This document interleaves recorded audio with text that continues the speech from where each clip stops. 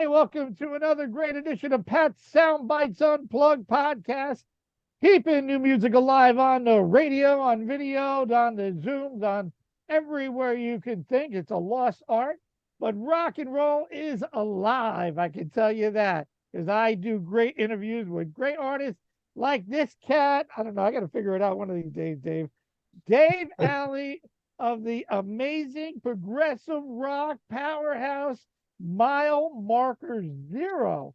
Man, oh man, do we got a lot to cover today, Dave. Welcome. Nice to meet you, Dave.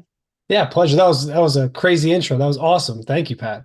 Well, we try to make it enthusiastic and fun, Come on, you gotta have fun.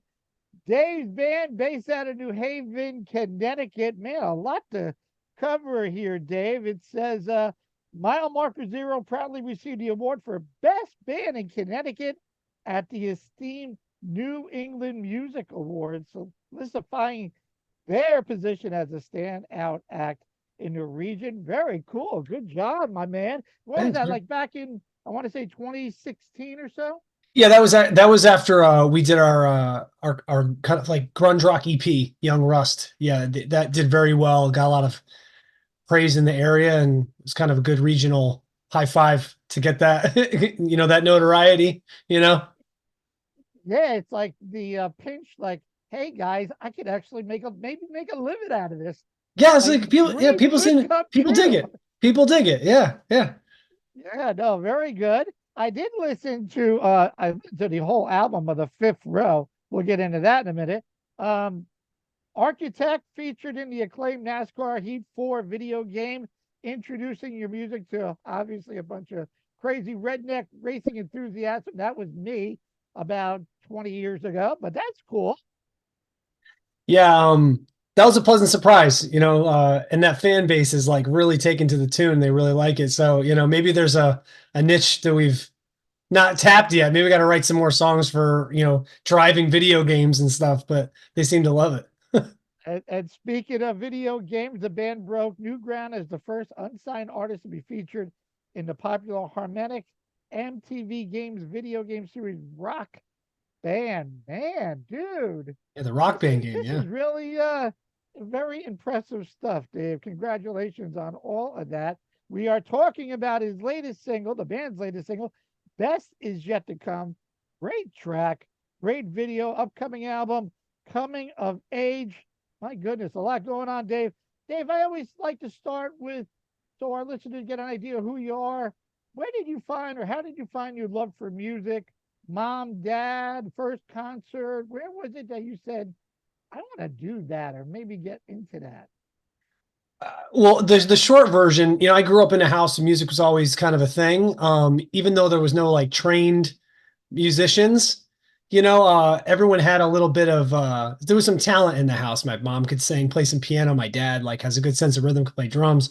My aunts would sing, my father's sister was a singer, jazz singer. There's a lot of music in the family, but no one had pursued it professionally or taken it, to the next level. I was a sports kid. I liked baseball. I liked, hanging out, and, I was a Yankee fan through the 80s. So that tells you something. I have a commitment, right? And then, I went to some concerts. My first concert was the Moody Blues at the Oakdale Theater in Connecticut. Wow. And then where I was young, and I was kind of like, seeing like Nights in White Satin with like lights and smoke and stuff when you're, impressionable age, like it starts to leave an impression. And then it wasn't until I saw Chris Cornell and Soundgarden, my first like rock concert, and Chris Cornell coming out and like singing, and I was like, oh man, like I want to do that. Like that's awesome. Right. And that was probably when I was like, I'm going to do music. I went to school for drums. I played drums for my entire career. I got a college education in classical percussion.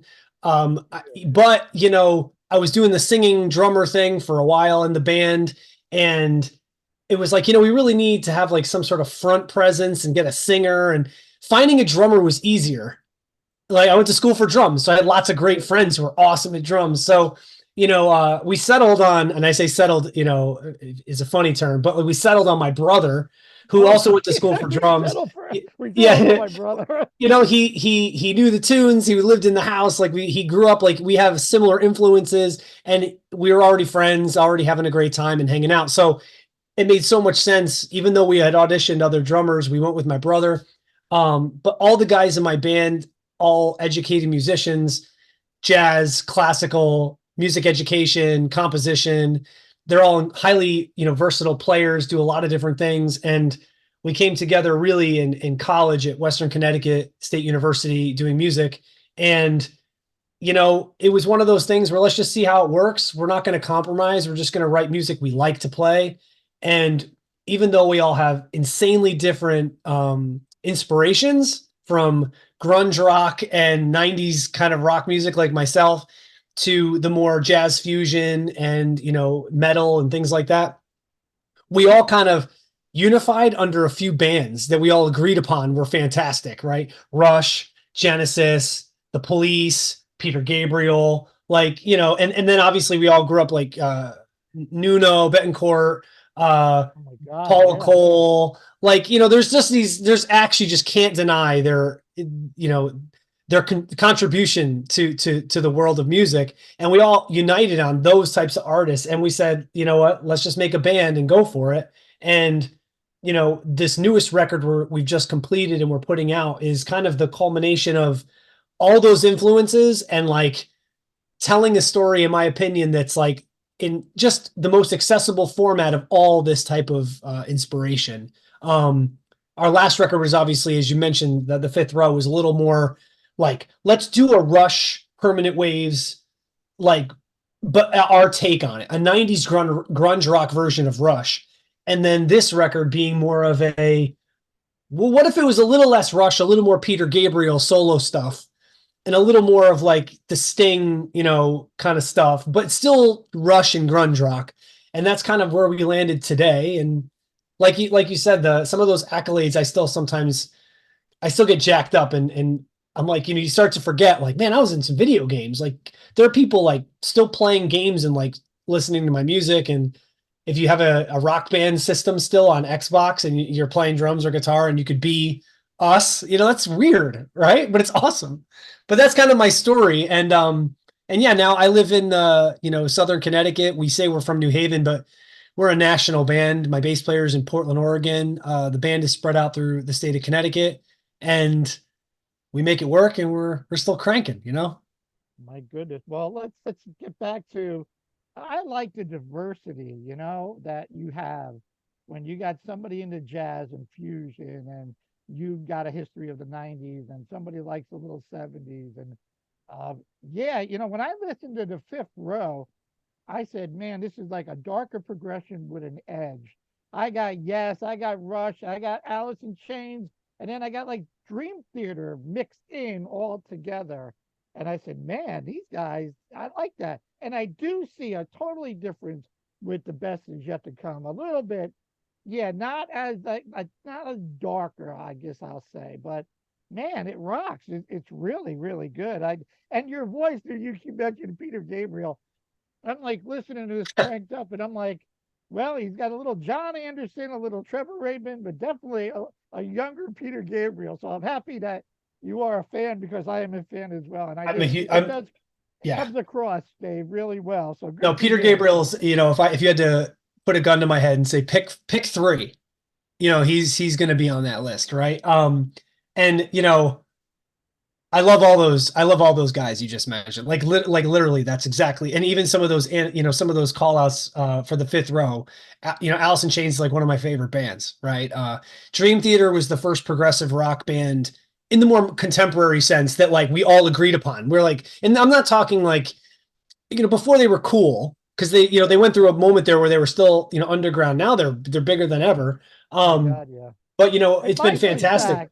But yeah, it's cool. So fun fact, we played a gig with I've played with Mike Portnoy on a couple different gigs before, but there was one show where we played, and his son, I can't remember if it was his son's band or if it was Adrenaline Mob, one of his side projects. I can't remember, but we played a gig, and Mike's trailer, his big bus, his RV broke down at the venue, and my brother with his car jumped Mike Portnoy's giant, tour bus with his little like, sedan. So there's that was always that's a story I'll remember forever. But yeah, I'm very excited to get him back in the band. Mike Mangini's a fantastic player and an amazing guy, and he's super entertaining. But I went to school again for drums. I'm a drummer at heart, and Mike Portnoy, just there's something about what he plays. He plays the right stuff, plays the right way. It's Dream Theater. That's just always been it for me, right? So I'm excited. I could watch him. I got to see him last February with the Winery Dogs. And oh my goodness, Richie Cosin and Billy Sheehan. Yeah. Oh my! And I met the guys except for Mike.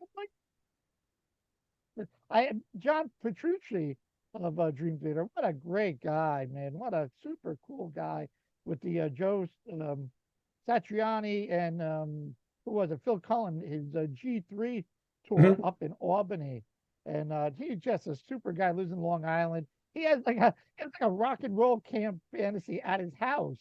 So if you want to hang out with John for like 3 days, you live at his house, you eat with the guys, you talk, and you play with.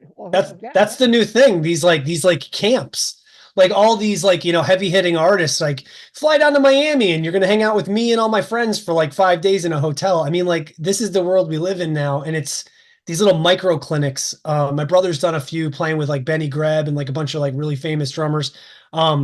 It's so cool. Like, it's like, I wish this was around when I was like an up and coming musician and it was easy to jump on Instagram or YouTube and like get these invites. Right. Right. Yeah. How has, so let me ask you, how has the band evolved over the years? I want to say you've probably been playing for close to 10 years, right?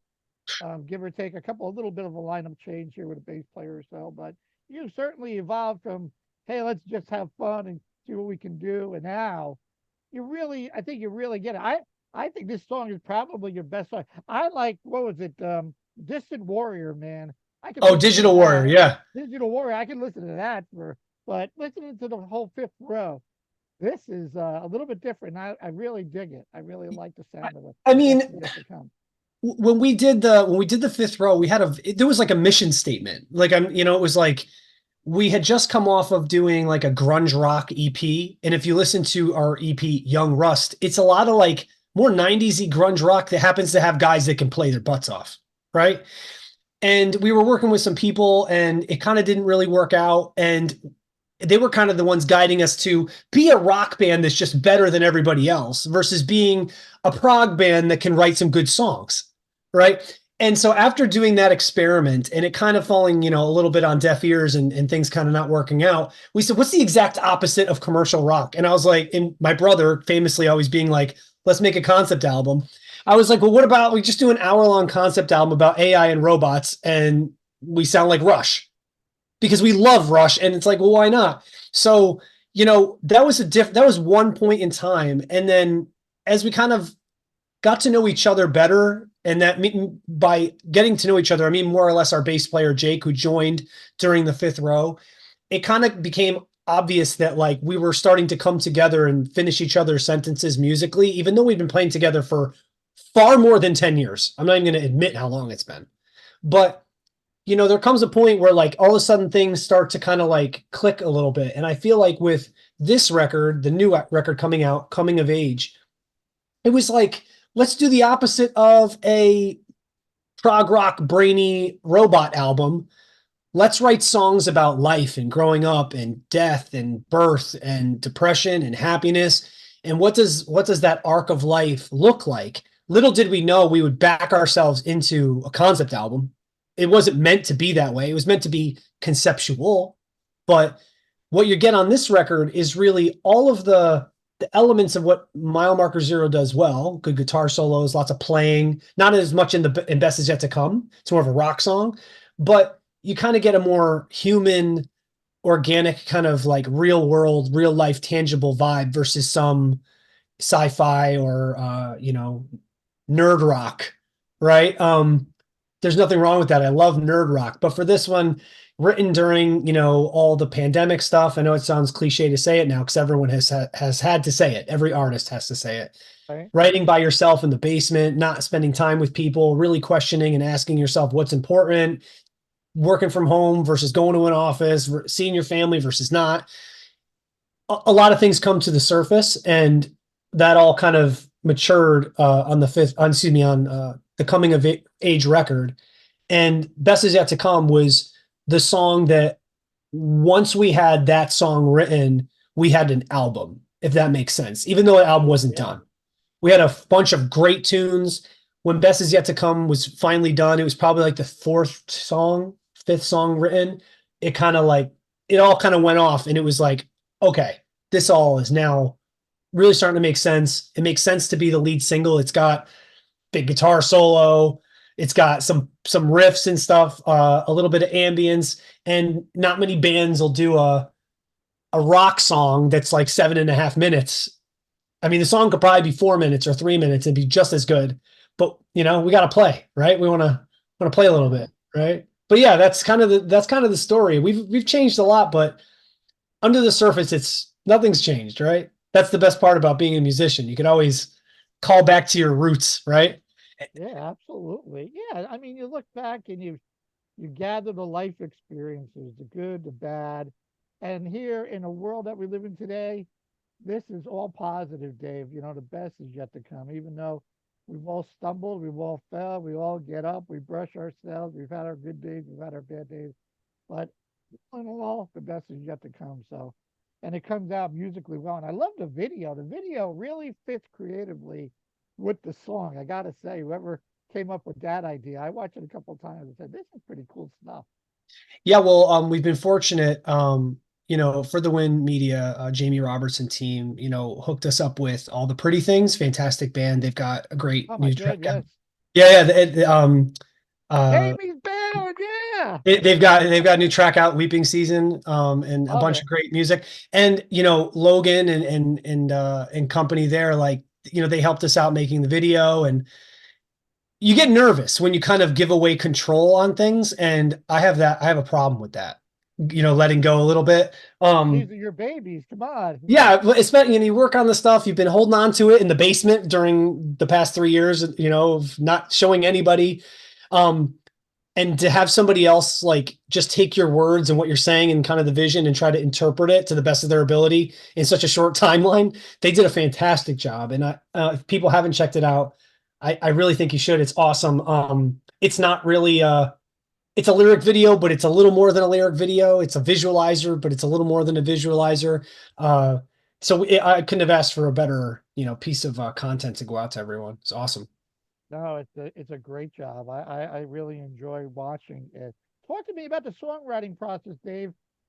I mean, and then obviously was the album recorded together? You kind of mentioned the whole COVID thing. Was this already on the shelf somewhat? And how does it work with the songwriting? You all take shots, you or John or Mark come in and say, "Hey, I got an idea." And is it the lyrics first, or is it the music first? How does that all work for you guys? All of that. There is no one thing about our band is there's no real formula, right? Most of the time somebody shows up with an idea. And what typically happens is they show up with an idea, they have a great idea, and what they leave with is something that's completely different than what they Totally different, right? Yeah, but it still uses their core concept.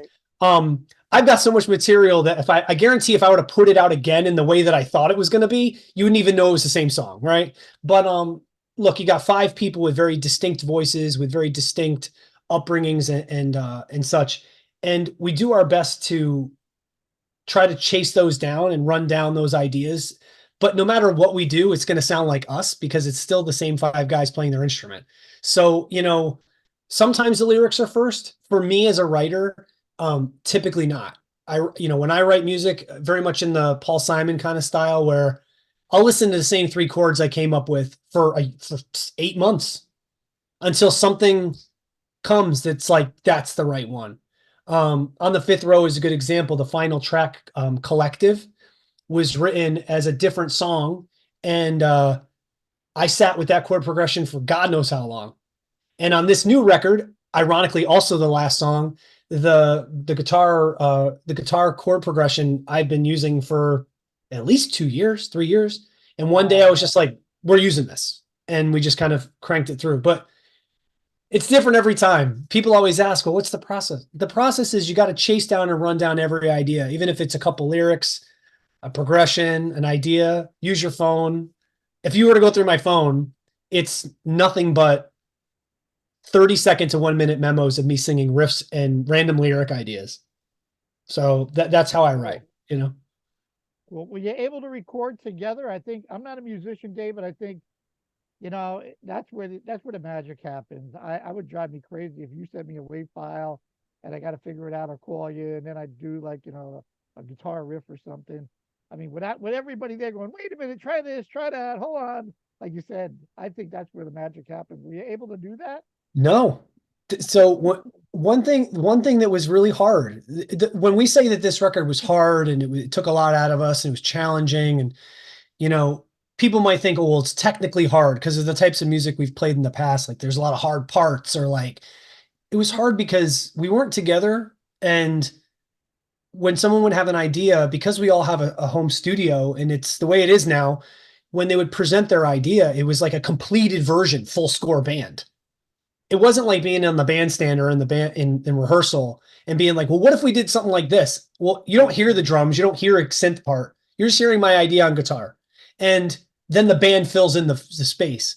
That's a much, in my opinion, more fruitful, more collaborative and fun way to write. But for this record, it was very much like, let's do this, let's try this, let's try this. And everyone was kind of flying things in. We did record like drums at a studio, like together. We did have sessions where, we were sitting in a room together as we were tracking, but a lot of it was done in pockets. And if you were to ask me, would I ever do it this way again? No, absolutely not. Like this record came out fantastic. There's no reason it should have come out fantastic. I'm being dead serious. Like if you were to tell me, if I were to, rewind the clock and show the finished product to our band, in 2021 or 2020, they would have been, no way. It sounded like a bunch of different people writing different spots, but somehow it all the positive is that you did it that way, and look where you got. So if you could do it that way. No, I wouldn't. I like being, we're all a jazzer at heart, right? I want to be in a room like playing, that's like what I like to do. I like to play music. Sitting in my computer is fun and all, but you know how you get a good keyboard part? You kind of get a keyboard player, right? Like you want a good guitar solo? That's the guitar player, right? Exactly. Versus trying to piecemeal it together yourself, which is tedious and not fun. How do you speaking of instruments, how do you take care of your instrument, that amazing voice of yours? I mean, these days it's just don't get sick. I used to take tons of supplements. I still do. For any singer out there, the best supplements you could ever take in your life, ever. Wellness formula. Oh, and water. Yeah, 100%. Yeah, you always drinking water. But I would say like there's a product out there this is not a plug, but there's a company called Source Naturals, very famous supplement company that makes a product called Wellness Formula, which is basically like the minute you feel an inkling of being sick, you start cranking. You start taking this stuff. It's not emergency. That stuff is, with all due respect, it's not really a thing, right? But that's what I live off of. And, as a tenor, someone with a higher voice, we speak. I have a minor not minor, but I studied a lot of vocal stuff in college. And we speak in our singing voice most of the time. So warming up and maintaining your voice is a little different as a tenor because you're kind of using it in a similar register and timbre than say a bass or baritone, right? So it's a little different for us, but yeah, water, supplements, sleep, and then before recording, my one thing I do before recording is I try to like overhydrate. A lot of people think it takes a long time for consumed water to get to your vocal cords. Drink a gallon of water between 9 and 11 in the morning before you go to the studio, and you're going to sound fantastic. Do some deadlifts, some squats. I'm being dead serious. Do some deadlifts and squats, drink a gallon of water between, the first 3 hours of the day, and you're going to sound off the chart. So I've been blessed to talk to great vocalist Paul Rogers, Oh yeah, Well, this nice. says obviously hydration and plenty of sleep. Mark Slaughter. Mark would always say it's hard. You're harder on your vocal cords when you're talking Yeah, than singing. He says, "Look, I could do interviews all day, but I could not go on a stage after that. There's no 100%. way. I go to a show. I try after a show. I just smile, thanks, real like not getting into a big conversation, sign a few autographs, take a few pictures, and out the door I go. So yeah, no. And Glenn Hughes, Glenn says, man, I get on that bus, I put the blindfold on, 8 hours of sleep. I don't want to know nothing. And people, I really do think, and growing up, I had this misconception, when you go and you get the meet and greet after the show, the singer is sometimes never there. Or B, like they seem like they're kind of like, But they don't they're want to talk. shot. They're They're shot and they don't. shot. And anybody who's toured or done, let's just say you've done 3 shows in a row, hanging out after the show is where you mess everything up. Right. Or trying to, because most singers, like you're extroverted, you want to hang out, you want to meet your fans, you want to talk to people, especially younger and aspiring musicians. And what ends up happening is you wonder why after show 5, you're like completely shot and done. So I mean, I have a lot of friends, who are singers and people who have, there's a girl in Nashville that I'm friends with. She sings every night of the week. She's singing like 2-3 hours a night, every night of the week. And it requires a discipline to just be like, I want to hang out. I want to talk. I want to socialize. It's not me being rude. I literally have to do this again tomorrow. And then maybe another 80 shows, some of these, I mean, people aren't really gigging like 250 shows anymore like they used to, but people used to, like Bruce Springsteen did that, 3 hours a night for 200 shows. Like, I don't even know how they could do that, I mean, you look at their schedules back in the 80s. I'm like, they don't even know what city they were in. I used to train and do classes. I come from an emergency service background. And after doing a whole day of 8 hours in front of people, everybody's like, okay, let's go to dinner and drink. I'm like, no, no, no. I'm going to a hotel, take the tie off. I got to chill for 20 minutes, man. I got to like just take a breath. Yeah, we'll go out to dinner and have a drink, but it ain't going to happen right now. And now being on this side, I'm not a musician, but being from a fan and now meeting artists and doing all this, I get it. I'm like, oh yeah, there's yeah, Well, hi, bye, picture. and then people at the show, they're gonna give the singer they're gonna hate on it because like, oh, that lick, you like took it down it's like, come on, man. Like the guy's got to, some of these guys are, in their 60s and you're upset that they're pitching it down a half step the whole song, or like, it's like, come on, they got to play like 80 shows. Like it's hard. Half of them are in their 70s, and at least they don't have a tracking thing going. They're Yeah. actually singing. I'm like, and they sound great. So all good. Dave, what's the plan? Is it so the best is yet to come? Throw another single out there and a video in a couple of months. Keep people, because I'm looking for more. I can't wait to hear Coming of Age. Is that the game plan for the most part? Yeah, it's going to be, put out some tunes, see how they're doing, and then eventually drop the album in maybe this summer. We're excited about it. I'm itching to get it out. And then obviously, we're working on some discussions for shows, tours, a couple festivals. It's going to be awesome. I mean, right now, I'm just so excited that it's finally here and happening, because it's been a long time coming, sitting on the music, getting everything kind of put together. And now that we're kind of putting it out, it's like a little surreal at times that it's like not in my basement anymore. It's not on my laptop or in my car. It's available for everybody now. So I'm just excited about it. And yeah, there'll be more songs coming. We're even talking this morning as to which single to put out next, because it's like there's a lot of cool tunes on here. And we're arguing. Literally, if you hear my phone vibrating, that's an argument about what would be the best next single to use. So yeah, that's the plan. So you'll probably see something in the next few weeks or so. Have Jamie send it to me. I'll be the outside judge and say, this is the one it should be. Have a nice day, guys. I don't listen. I don't mind doing some sampling. Yeah. I've actually done that before. Believe it or not, I had 2 guys and they were saying the same thing. And I said, send it to me and I'm going to tell you the next single. And they actually chose my single. So we did that. Fun fact. I don't want to go too long over, but like fun fact. So we did that. I got a couple friends and we have a couple friends who are fans who are completely bluntly honest. And we're like, awesome, we'll ask this person that we're going to get back. There'll be some consensus, and then we'll be like, cool. Because we don't really have a vested interest in which one, right? They're all awesome. We love them. And it was the worst. It was the worst idea because it's like, oh, well, if you want to do this or this, it should be that one. And then it's like, all right, cool, great. Go to the next person. It's the same sentiment, but different track. Go to somebody else, same sentiment, but different track. So it's like, so I guess you could just, you can only do one person. You can't draw straws. Well, that's the thing is, just like running down every idea in the band room, right? Trying to figure out what to play next on a song. Every step of this business that we run here is like, democratized. It's crazy. But yeah, maybe we'll send you some stuff. You can give me some feedback based on your experience out there. If you get the jam, you got a friend in Poughkeepsie that'll help you out. Where can everybody find you, Dave, online? So if you're on the social platforms, we are MMZ Official. And if you're looking on the web, it's milemarker0.com. Facebook, milemarker0.